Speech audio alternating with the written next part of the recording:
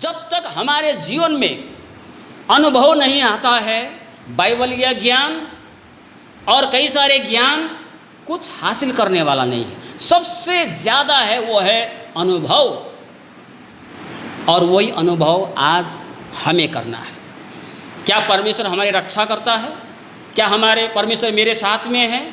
तो इन सारी बातों को अनुभव करने के लिए, महसूस करने के लिए हमें क्या करनी चाहिए?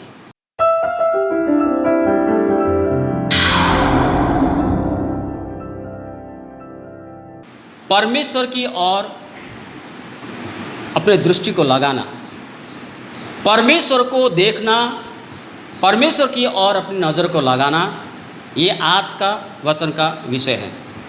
पहला भजन संहिता 34:5 और दूसरा है 2 तीमुथियुस 3:12।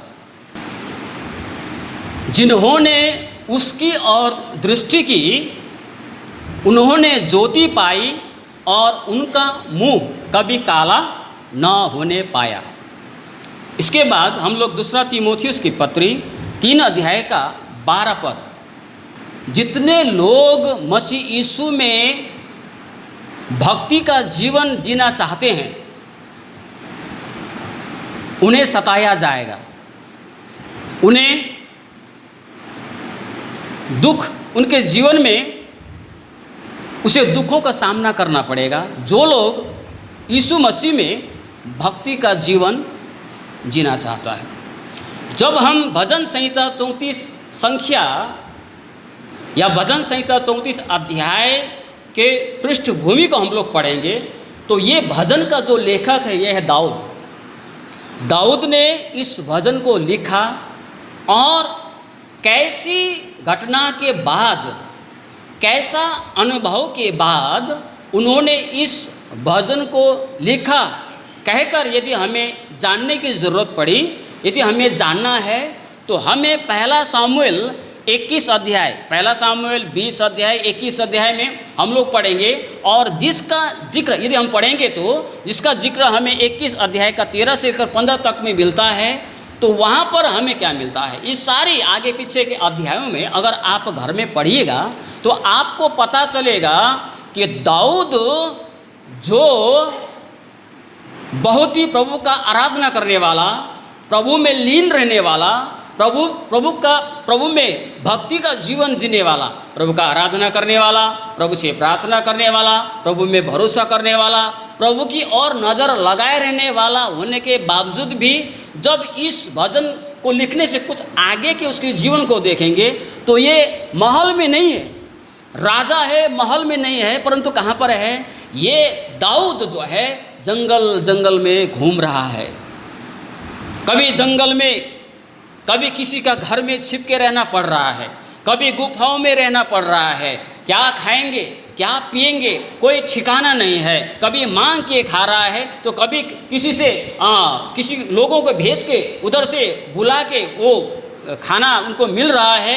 और जंगल मरुभूमि में और कभी गुफा में तो किसी के घर में कभी छिपकर, इस प्रकार से ये जीवन जी रहा है। उस वक्त ऐसे देखने से मेल नहीं हो रहा है। अरे एक प्रभु को खोज करने, एक व्यक्ति जो दाऊद है, जो प्रभु की खोज करता था, प्रभु की आराधना करने वाला व्यक्ति, प्रभु की महिमा करने वाला व्यक्ति, प्रभु का भजन गाने वाला व्यक्ति, प्रार्थना करने वाला व्यक्ति, प्रभु में हमेशा लीन रहने वाला व्यक्ति, उसका जीवन तो कैसा होना चाहिए? अरे आरामदायी जीवन होना चाहिए। महल में उसका जिंदगी रहनी चाहिए, सभी लोग उसका गुलाम होने चाहिए, सभी लोग उसके अधीन में रहने चाहिए, सभी लोग उसके शासन को स्वीकारने चाहिए, वो सबसे बड़ा होने चाहिए। लेकिन शुरू से ही प्रभु की आराधना करने वाला, प्रभु की महिमा करने वाला, प्रभु की खोज करने वाला, प्रभु के लिए तड़पने वाला व्यक्ति आज जंगल में, कभी किसी के घर में, कभी कहाँ गुफा में, कभी कहाँ पर, इधर उधर वो भटक रहा है राजा दाऊद। और इसका जब हम इतिहास को देखते हैं तो ये क्या है? राजा साउल जब गोलियत 9 फुट का गोलियत रात दिन सुबह शाम निकलकर फ़लस्तीनी लोगों का जो बड़ा व्यक्ति था, निकल के चुनौती देता है इजरायलियों को। हे इजरायलियों, क्या तुम्हारे बीच में कोई ऐसा है, कोई ऐसा है जो मुझसे लड़ सके? है तो भेजो। अगर वो मुझे मार गिराया, अगर मैं हार गया तो हम सब तुम्हारे दास हो जाएंगे। लेकिन अगर हमने उसको जीता, उसके ऊपर हमने जीत पाई, उसको हारना पड़ा, तो फिर ये उल्टा हो जाएगा। हर सुबह शाम निकल के चेतावनी देता था, चुनौती देता था, चैलेंज करता था, चिल्लाता था, धमकी देता था गोलियत। लेकिन राजा शाऊल महल में बैठ के, उसके सिपाही जो है युद्ध के मैदान में जाके चुपचाप लड़ने का प्रयास करता था। लेकिन किसी में हिम्मत नहीं, किसी में ताकत नहीं कि इसके साथ में कौन लड़े। एक दिन इससे अपने पुत्र दाऊद को, सबसे छोटा बेटा 16-17 साल का था दाऊद उस वक्त में, अपने छोटे बेटा से कहता है, बेटा दाऊद, जा युद्ध के मैदान में जा, वहाँ पर तेरे भाई लोग हैं, तेरे बड़े भाई लोग हैं, जाके उनको खाना दे के आ। वो भूखे होंगे, प्यासे होंगे, जाओ ले जाके थोड़ा उसको खाना पीना दे के आओ। तो दाऊद तो चरवाहा था, जंगल में भेड़ बकरियों की रक्षा करता था, चराता था। उस दिन में वो खाना लेके जाता है अपने भाइयों को खाना खिलाने के लिए। जब खाना दे रहा होता है तो उसी वक्त फिर गोलियत निकल के चुनौती देने के लिए शुरू करता है, कौन है तुम्हारे विषय में, भेजो। ये आवाज़ दाऊद के कानों में पहली बार पड़ा, लेकिन ये आवाज़ इजरायली लोग पहली बार नहीं सुन रहे थे, कई दिन सुबह शाम सुन रहे थे। लेकिन उनके हृदय में कोई भी बस डर के मारे दुबके बैठे थे। लेकिन जब दाऊद को पहली बार ये सुनाई देता है तो दाऊद घूम के बोलता है, ये कौन है खतना रहित जो जीवित परमेश्वर की प्रजा को ललकारे? छोटा दाऊद है? तो ये जो बातें बोलता है ना, ये बात कहाँ पहुँचता है? राजा शाऊल के कानों में। तो राजा शाऊल भी अचंभित हो गया, अरे बाबा, इतने दिन से ये चेतावनी दे रहा है, इतने दिन से ये हमको धमकी दे रहा है, ये बीच में कौन आ गया? तो शाऊल राजा ने सोचा होगा, 9 फुट के आदमी से युद्ध करने के लिए तो वैसा ही होना चाहिए, बड़ा बड़ा, ये क्या बोलता है इसको नेपाली में, पाखुरा बोल, ये बड़ा बड़ा होगा, ये नारी भी बड़ा होगा, उसका सामान लंबा चौड़ा होगा, तो कौन है, बुलाओ उसको। राजा शाऊल देखता है तो ये तो छोटकाई है। तो राजा शाऊल भी देख के अचंभित हो गए, अरे मैंने तो सोचा था ये गोलियत से युद्ध करने वाला तो बड़ा पराक्रमी होगा, लेकिन तो छोटा है। अरे बेटा, तू क्या युद्ध करेगा, तू क्या युद्ध करेगा? उसका तो भाला का आगे का जो फाली है उसका वजन ही 35 किलो है। उसका भाला का जो आगे का लोहा होता है ना मारने वाला, वो ही 35 किलो का है, तुम कैसे युद्ध करोगे?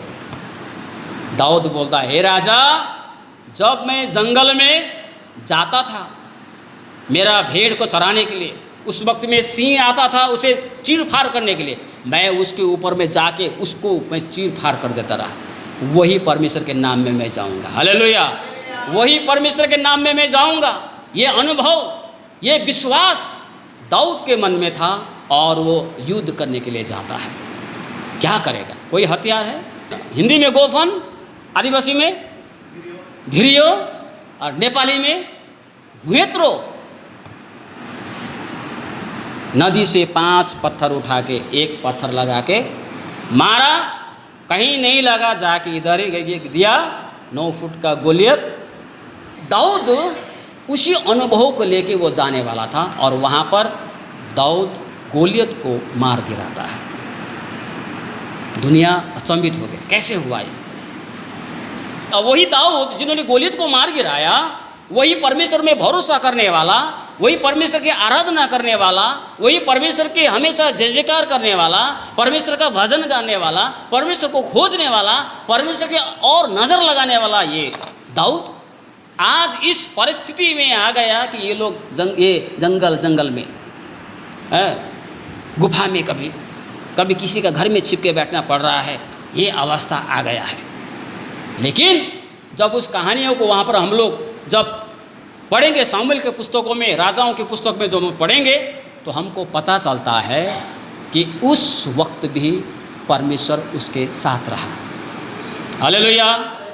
परमेश्वर ने कभी उसको नहीं छोड़ा, परमेश्वर साथ साथ रहा। ये कैसे पता चला? अनुभव के द्वारा। अनुभव, एक्सपीरियंस बोलता है।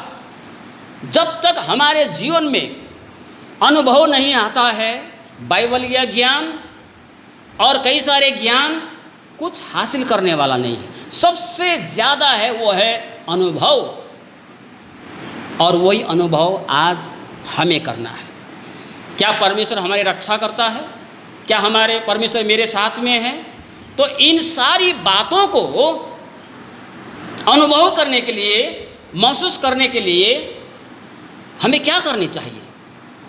परमेश्वर की ओर हमारा नज़र लगी रहनी चाहिए। चाहे कष्ट हो, चाहे मुसीबत हो, चाहे हमें हमारी परिस्थिति हमारे अनुकूल हो ना हो, लेकिन हमारा ध्यान, हमारा नज़र परमेश्वर की ओर लगी रहनी चाहिए। कई लोग विश्वासी हैं, हम लोग कई सारे विश्वासी हैं, लेकिन हम लोग ज़िंदगी में अनुभव नहीं कर पाते हैं परमेश्वर हमारे साथ में है या नहीं, है ना। लेकिन दाऊद के पास में वो अनुभव था। तो वही क्या है, आज यदि हमारे पास, हमारे साथ भी वो अनुभव है, तो हम लोग क्या करेंगे?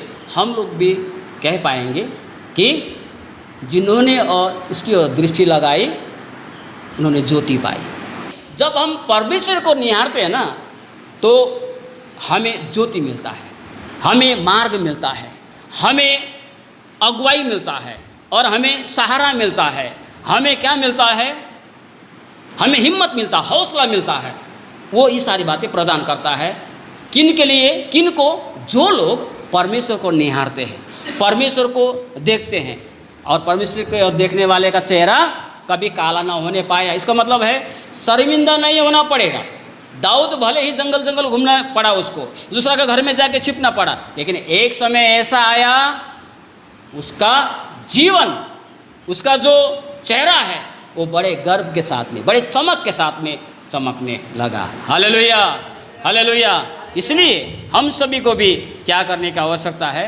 विश्वास के साथ निहारने की जरूरत है। ऐसे ही देखो नहीं, लेकिन क्या करना है? एक आशा के साथ, एक भरोसा के साथ, एक दृढ़ संकल्प के साथ हमें परमेश्वर की ओर हमें निहारनी चाहिए। प्रभु यीशु मसीह एक बार चेले से कहीं जा रहे थे। आपको तो कहानी पता है, मैंने कई बार प्रचार किया, आपने प्रचार किया। कहीं जा रहे थे तो प्रभु एक जगह में स्थिर होके चेलों से पूछता है, हे मेरे शिष्य, किसने मुझे छुआ? पूछा है ना? तो चेले ने क्या बोला? चेलों लोगों ने, अरे प्रभु आप कैसी बात करता है? हजारों लोग आपके चारों ओर है, आगे भी है, पीछे भी है, दायां भी बायां भी है, कई लोग आपको छू रहे हैं, ये भी छू रहा है, आगे वाला छू रहा है, पीछे वाला छू रहा है, सब कुछ सबके आपको छू रहा है। हम कैसे बताएं कि किसने आपको छुआ और किसके छूने की आप बात कर रहे हैं? कौन, कैसे बताएं? लेकिन उन लोग को पता नहीं था।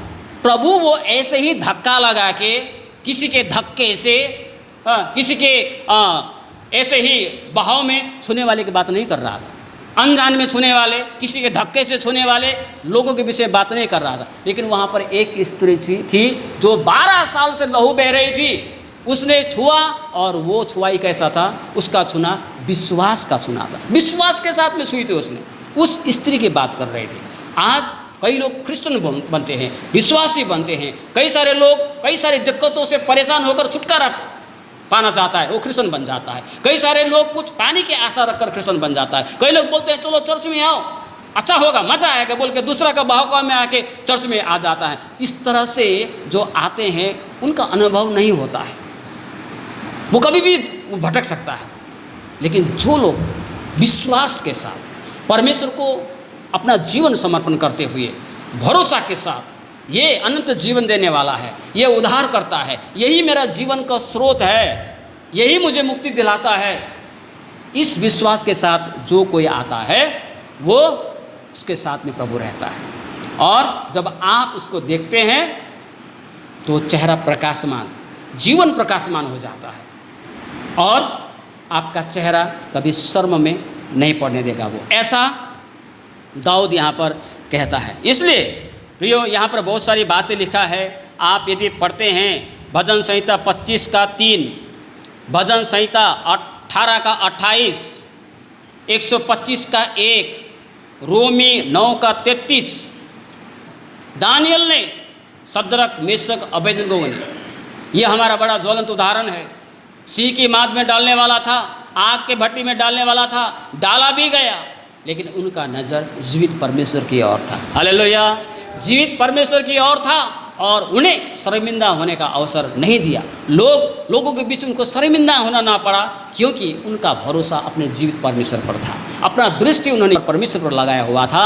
अपना जो दृष्टि, विश्वास की दृष्टि, वो परमेश्वर के ऊपर में। दानियल, सद्रक, मेशक, अबेदनगो और भी बहुत सारे लोग हैं, उसका चेहरा कभी शर्मिंदा होना ना पड़ा। हालेलुया। इसीलिए मेरे प्रिय विश्वासियों, आप सभी को कहता हूँ, जैसे भी हो अपना नज़र प्रभु से कभी ना हटाएं। कहने का मतलब है अपना भरोसा प्रभु से कभी ना हटाएं, अपना ध्यान प्रभु से भटकने न दे, प्रभु से दूर होने न दे, परंतु अपना ध्यान जो है, अपना भरोसा जो है, अपना संकल्प जो है, आप आशा प्रभु में रखें, प्रभु में लगाएं। तो क्या है, प्रभु हमारे साथ में देर सवेर होगा, लेकिन प्रभु क्या है, हमें शर्मिंदा होने के लिए नहीं देगा। वो हमें शर्मिंदा होने का अवसर नहीं देगा। लोगों के सामने हमें शर्मिंदा होना नहीं पड़ेगा, हमें लज्जित नहीं होना पड़ेगा, क्योंकि प्रभु जिसकी ओर, जो लोग प्रभु की ओर देखते हैं, उन्होंने ज्योति पाई और उनका चेहरा कभी शर्मिंदा होना ना पड़ा। तो परमेश्वर इन छोटे से वचन में हम सभी को आशीष